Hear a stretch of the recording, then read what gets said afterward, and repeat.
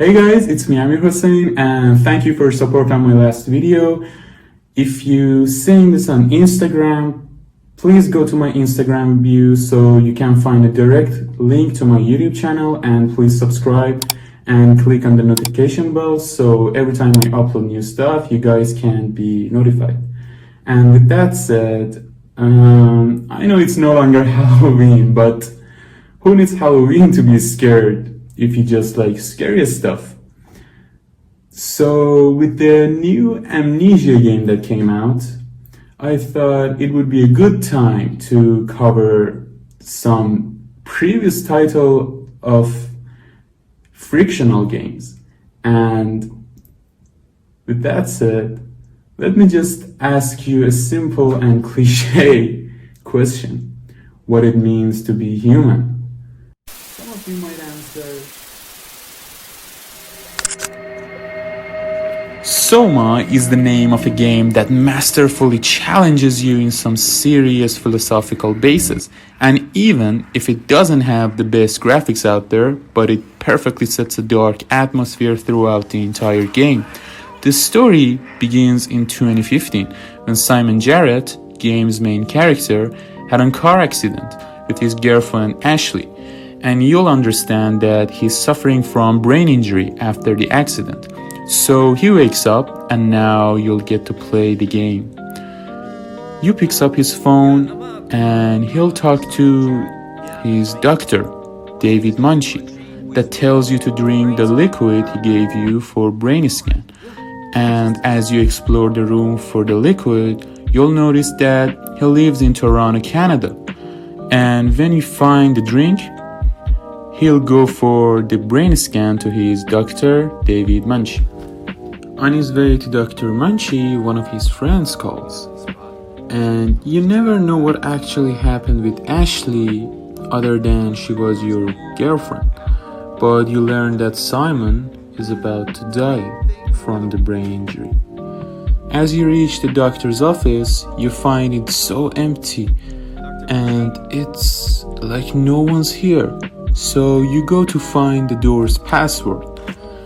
Should say that some of the puzzles are really great and really goes beyond this password finding thing. Then you reach the doctor in brain scan room, and he tells you why he need to do a brain scan to reconstruct the brain so he can help people like you. And then you sit on the chair to begin the scan, it's just and a then Simon say this creepy line that Indians thought cameras would steal their souls. Is that so? Well, let's hope they're wrong. Ready? Say cheese.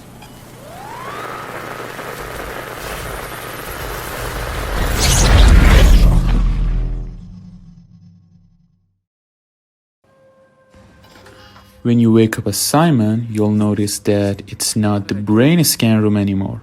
Instead, it's a dark and unfamiliar room, something like sci-fi movies.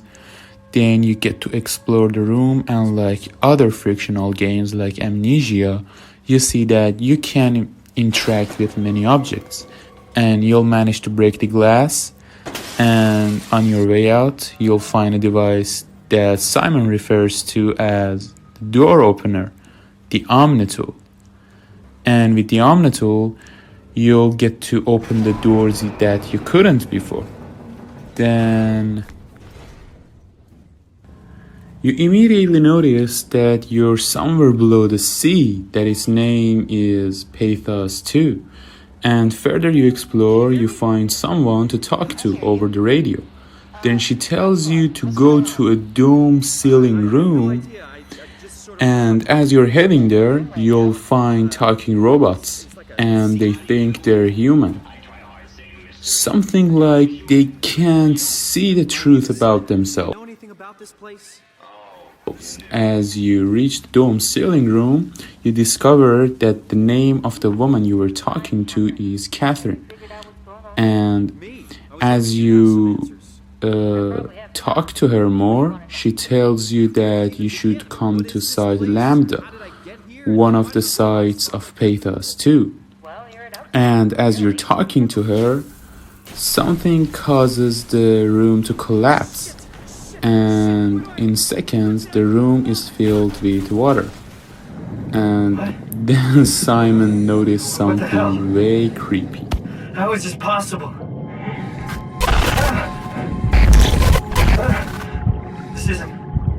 This is insane!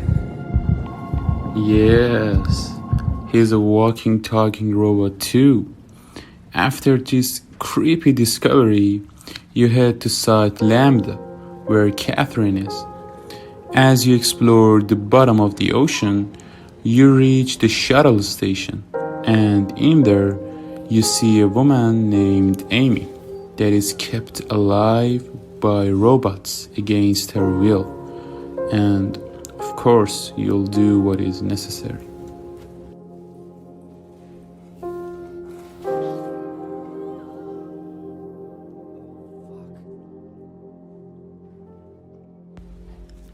When you reach Catherine, it's frustrating to believe, but of course she's a machine too. Then you carry her chip along the game, but she's only conscious when she's attached to computers. Then she explains a little that what happened here, and you'll get to know what the Ark is, and why we're robots talking like humans. So basically a malfunctioning system named WoW caused all this nightmarish apocalypse, and then the remaining people decided to brain scan themselves and put their consciousness into an artificial world named the Ark, and by launching it to space, their minds could always be alive, and at least you can say there is a hope for humanity. But Catherine doesn't remember where her body is and what happened to Ark. So then Simon relocates the Ark. After relocating the Ark, Simon and Catherine reach the Dunbat, where they can travel to the abyss, the deepest and darkest part of the sea, where they can launch the Ark to this space. But the WoW disables the Dunbat, and then Simon must find a diving suit to be able to reach the abyss safe and sound. So inside Omnicron, you find a suit and a body in it, so that Catherine suggests that you find a Cortex chip, a battery, and some structure gel, so you'll be able to transfer your mind just like your doctor did over 100 years ago.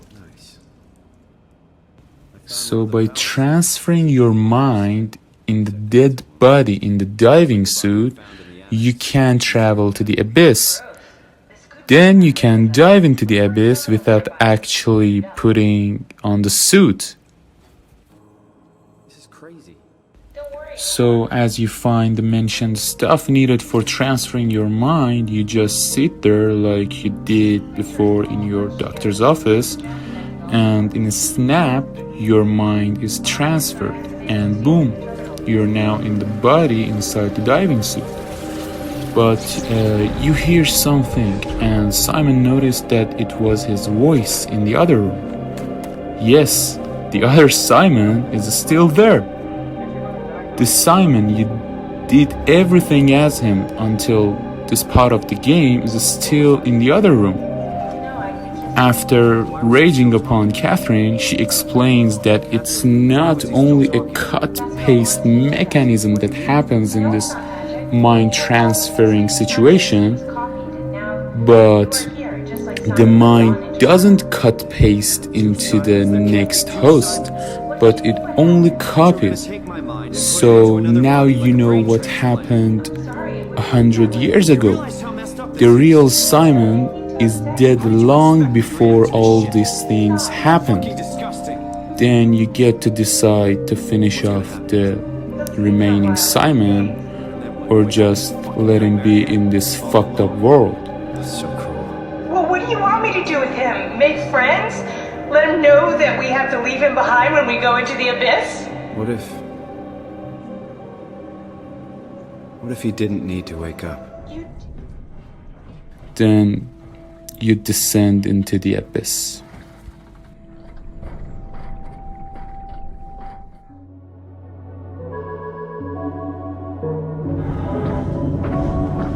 This area of the game is truly unique, and I believe it has the best atmosphere in the entire game as you try to navigate the bottom of the ocean to reach the side Tau to retrieve the Ark.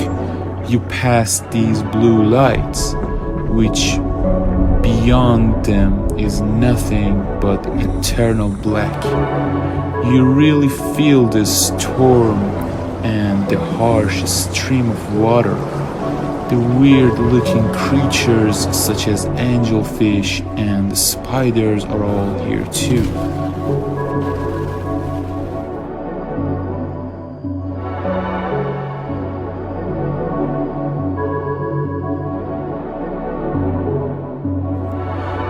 So after all this atmospheric journey in the bottom of the ocean, you eventually find the Ark and put it to a railway to reach the Site 5, the last location of the game.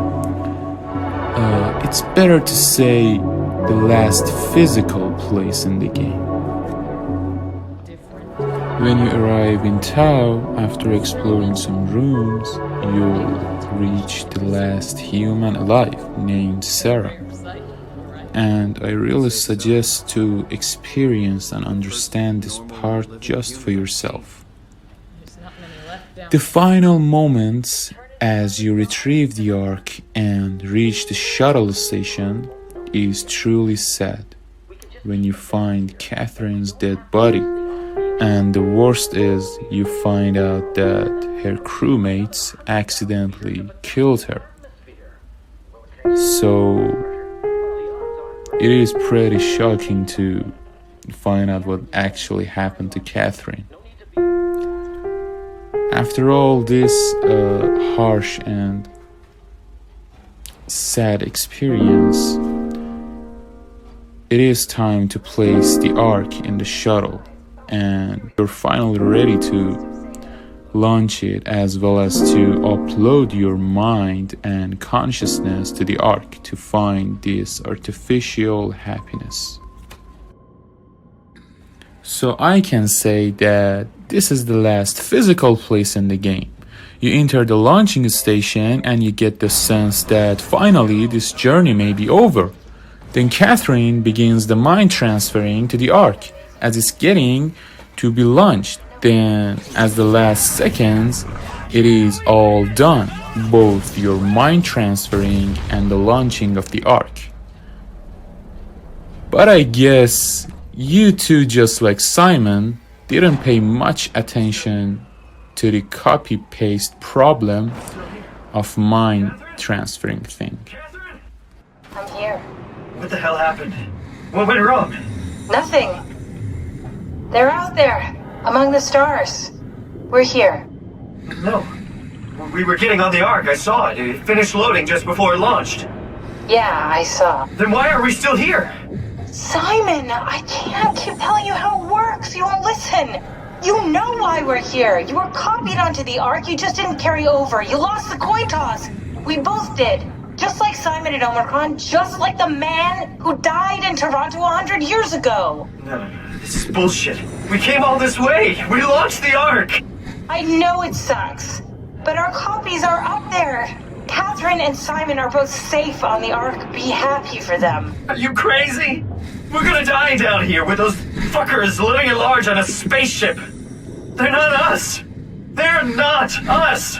I'm sorry you feel that way, Simon. I'm proud of what we did. We made sure that something of the hundreds of thousands of years of human history survives, that something lives on.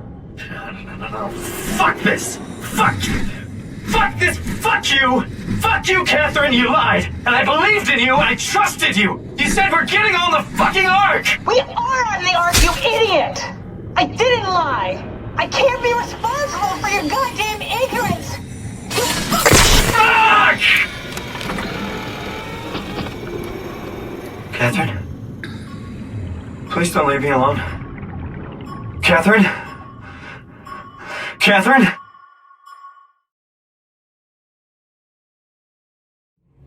Hey again, guys.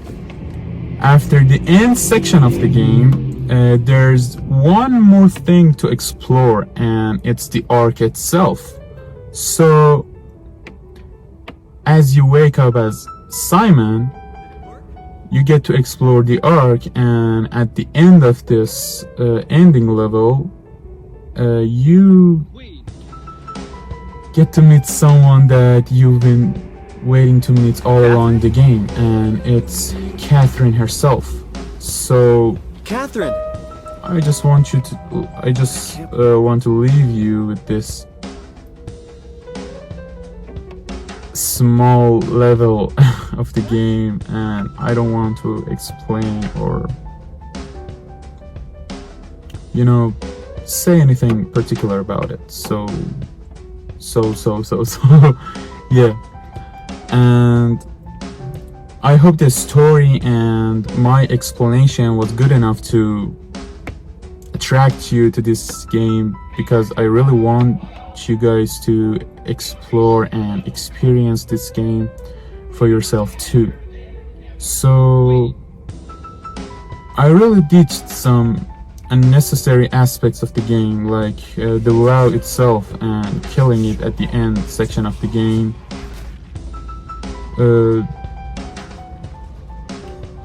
Some gameplay aspects too, because I thought the gameplay wasn't that engaging, something like Amnesia or any other horror games. But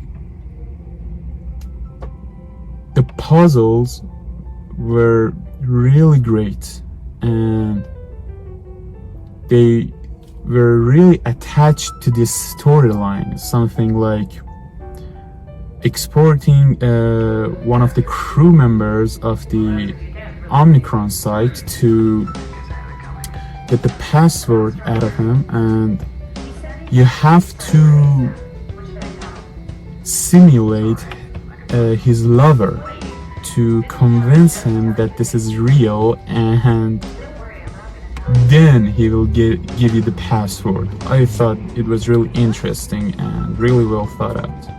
And one more puzzle really got my attention, and it wasn't really attached to the story, but it was really great. Of course, I'm mentioning the one that you have to rebuild the Ark to examine it. So what you have to do is upload the necessary textures, and you have to do it by noticing how many memory or RAM you got left. So it really got my attention, and I thought it would be good to mention it. The other thing I want to say is about the enemies. They're so greatly designed, and the variety in enemy territory is really remarkable. They did it in Amnesia too. So one other thing is the menu itself. The menu is nothing special, but when you think about it, they didn't really have to do it, but they did it. So I think it's appreciated. As you play the game for the first time, you see this crashed face, and as you complete the game, you see the face as Catherine, and I thought it was great.